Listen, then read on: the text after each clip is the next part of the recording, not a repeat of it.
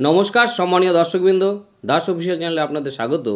এই মুহূর্তে সবথেকে বড় খবর, রাজ্যের অস্থায়ী কর্মবন্ধুদের বেতন বৃদ্ধি করল রাজ্য সরকার। দীর্ঘদিন ধরে কর্মবন্ধুরা বেতন বৃদ্ধির দাবি জানিয়ে আসছিলেন রাজ্য সরকারের কাছে। অবশেষে সেই দাবি মেনে নিয়েছে রাজ্য সরকার। বৃহস্পতিবার নবান্নের তরফ থেকে কর্মবন্ধুদের বেতন বৃদ্ধি নিয়ে একটি নির্দেশিকা জারি করেছেন অতিরিক্ত চিফ সেক্রেটারি প্রভাত কুমার মিশ্র।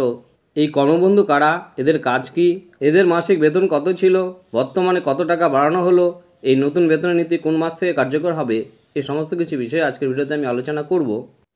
তাই ভিডিওটি স্কিপ না করে প্রথম থেকে শেষ অবধি আপনারা দেখবেন। কর্মবন্ধু কারা, যে রাজ্যের বিভিন্ন পৌরসভা, ভূমি ও ভূমি রাজস্ব দপ্তর এবং কৃষি দপ্তরের অধীনে অষ্টম শ্রেণীর পাশে কিছু লোক নেওয়া হয়েছিল যারা কর্মবন্ধু নামে পরিচিত। এরা রাজ্যের অস্থায়ী কর্মী হিসাবেই কাজ করত।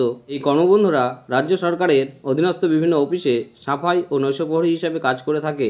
বেতন 2017 সাল থেকে এই প্রকল্পে কর্মরত কর্মীরা মাসিক 3000 টাকা করে ভাতা পান।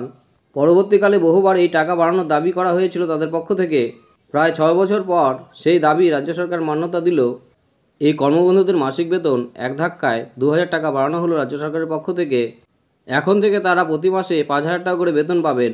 এই প্রকল্পের কর্মচারীগণ পূর্বে 3000 টাকা বেতন পেতেন, এখন বর্তমানে 2000 টাকা বাড়ানোর ফলে তারা মাসিক 5000 টাকা করে বেতন পাবেন।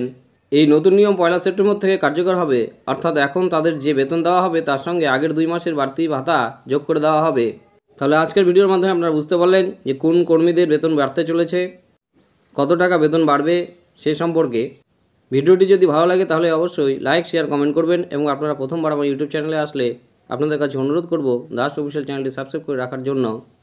ধন্যবাদ।